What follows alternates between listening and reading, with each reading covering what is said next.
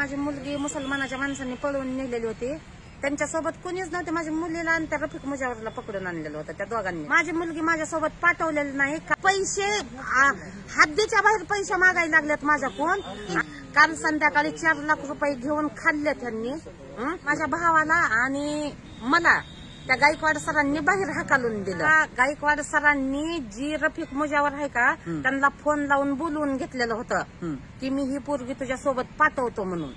2 लेकराच्या बापा बरोबर पाठवतात. त्याची बायको मेलेली पण नाही आणि त्याच्या बायकोनं सोडचिठ्ठी पण दिलेली नाही. नाव काय तुमचं? माझं नाव लता दशरथ काळे. ठीक आहे. काय प्रकरण आहे नेमका? राहता कुठं आपण? मी गड देवदारीला राहते. ठीक आहे. काय प्रकरण आहे? कशासाठी आला तुम्ही त्या DYSP ऑफिसला? मी DYSP ऑफिसला आले सर. माझी मुलगी मुसलमानाच्या माणसांनी पळवून नेलेली होती. कधी? 20 तारखेला. ठीक आहे. कोणत्या 20 तारखेला?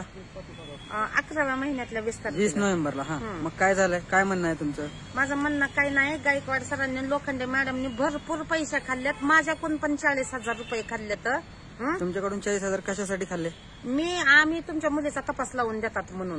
पैसे दिलं तर लावू, नाही दिलं तर नाही लावणार म्हणून. ठीक आहे. मुलगी सापडली मग तुमची? माझी मुलगी काल त्यांनीच आणली.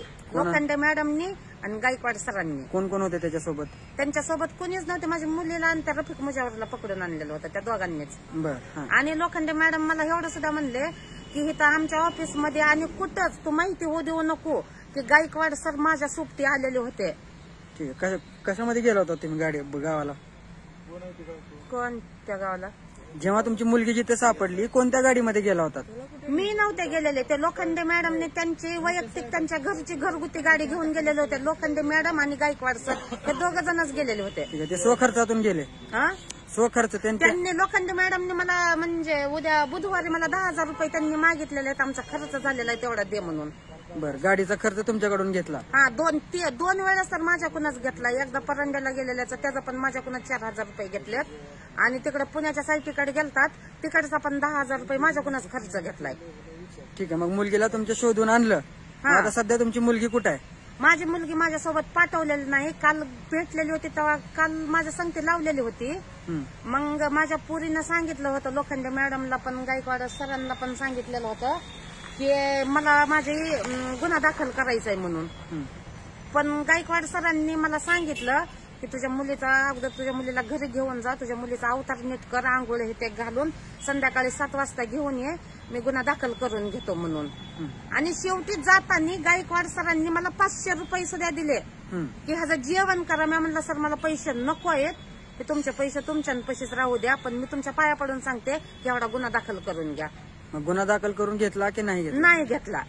ठीक आहे. मग आता तुमची मागणी काय आहे नेमकी? माझी मागणी आहे माझी मुलगी माझ्या सौद्यांनी करावी आणि लोखंडे मॅडमवर आणि गायकवाड सरांवर कानून कायद्याने कारवाई करावी. हे पैसे हद्दीच्या बाहेर पैसे मागायला लागलेत माझ्याकडून. आणि त्यांनी ती जी आरोपी आहेत का त्यांच्याकडून ह्यांनी 4 लाख रुपये मला तिराईत माणसाकडून कळालेला आहे. मी त्याचं नाव गाव काही सांगत नाही. पण यांनी काल संध्याकाळी 4 लाख रुपये घेऊन खाल्ले त्यांनी. आणि त्यांना सोडून दिलं. त्यांना अटक केलेलं नाही ना काही नाही. आणि त्याच्यामुळे माझी ह्यांनी फिर्याद घेतली नाही. 25 दिवस तुमची मुलगी त्यांच्यासोबत होती त्या जे आरोपी सांगताय तुम्ही? हा, 25 दिवस त्यांच्या सोबत होती मुलगी. हो. मग आता मुलगीचं म्हणणं काय? तुमची मुलगी काय म्हणते? माझी मुलगी म्हणजे सर आज सकाळपर्यंत म्हणत होती की काल आणल्यापासून माझी पोरगी म्हणत होती मला गुन्हा दाखल करायचा आहे म्हणून. म्हणून ते गुन्हा दाखल करायचा म्हणून आम्ही गायकवाड सरांकडे गेलो. त्यांनी म्हणले तुम्ही संध्याकाळी 7 वाजता या. आम्ही संध्याकाळी 7 वाजता आलो. मग त्यांनी म्हणले का आता काही फिर्याद घेणं होत नाही. तुम्ही सकाळी उद्या 10 वाजता या म्हणून. आणि आज 10 वाजता बोलवलं आम्हाला त्यांनी. आणि आम्ही मी माझी पोरगी आणि माझा भाऊ हे आम्ही 3 जण आतमध्ये गेलात. माझ्या भावाला आणि मला त्या गायकवाड सरांनी बाहेर हाकालून दिलं. एकदम म्हणले पोलीस स्टेशनच्या बाहेर जावं म्हणून. सकाळी 10ची गोष्ट आहे आज? हा, 10ची नाही 1:30-2 वाजायच्या सुमाराची गोष्ट आहे. त्यांनी 10 वाजता बोलवलेलं होतं पण ती साहेब आलता 1 वाजता. हा, मग आता तुमची मुलगी पोलीस स्टेशनला जायते त्या ग्रामीण पोलीस स्टेशनला? त्यांनी त्या गायकवाड सरांनी जी रफिक मुजावर आहे का त्यांना फोन लावून बोलवून घेतलेलं होतं की मी ही पोरगी तुझ्या सोबत पाठवतो म्हणून. त्याच्यासोबत का पाठवतो? तुम्ही त्याची आई आहात ना त्या मुलीची? माझ्यासोबत नाही. ते म्हणतात मुलीचं 18 वर्ष पूर्ण झालंय म्हणून तिच्या मनावर घ्यायचंय. म्हणून काय हे गायकवाड सर काय 2-2 लेकराच्या बापा बरोबर पाठवतात. त्याची बायको मेलेली पण नाही आणि त्याच्या बायकोनं सोडचिठ्ठी पण दिलेली नाही. हं?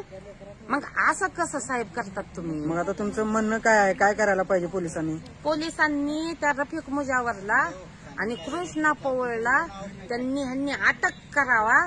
माझी मुलगी काल म्हणत होती ना मला मिशिंग अजून कोण आहे त्याच्या पाठीमागं? अजून कोण होते तुमच्या मुलीला पळवणारे? सादिक मुजावर. अजून त्याच्या पलीकडे मला माहित नाही. मला एवढे 3 जणच माहित आहेत. ठीक आहे, तुम्ही कृष्णा पौचं नाव घेताय, त्यांचं काय आहे याच्यामध्ये?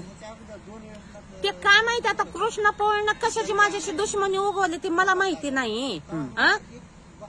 आणि कृष्णा पवळची जी बहीण आहे का लोहाऱ्याला, त्या बहिणीनं सुद्धा इकडं ग्रामीण पोलीस स्टेशनला लोखंडे मॅडमला लाख रुपये पाठवलेत माझ्या भावाला ह्याच्यामध्ये येऊ देऊ नका म्हणून. म्हणजे तुमच्या मुलीला पळवण्यामध्ये त्याचा पण हात आहे असं तुमचं म्हणणं आहे? त्याचा हात हाय साहेब. त्यांनी त्याच्या बहिणीच्या इथं 2 दिवस नेऊन मुक्काम ठेवलेली आहे ती कृष्णा पवळनं. ठीक आहे, हे पोलिसांना तुम्ही सांगितलं होतं तक्रारमध्ये? सांगितलं होतं. कृष्णा पवळला लोखंडे मॅडमनी पकडून आणलेलं होतं आणि त्यावेळेस कृष्णा पवळच्या मोबाईलवरून सारे मोबाईल नंबर काढले. ह्यांनी फोन लावून चौकशी केली. त्याच्या बहिणीला फोटो हे ते पाठवले. त्याच्या बहिणीनं ओळखले की म्हणली माझ्या भावानं ह्या 2 जणांनाच आणलेलं होतं माझ्या घरी म्हणून. ठीक आहे, मग तोपर्यंत अद्यापपर्यंत त्यांच्यावरती गुन्हा दाखल झाला नाही? ज्यांनी पळवून नेलं नाही आणि जे पळवण्यामध्ये सामील होते त्यांना गुन्हा दाखल केला नाही?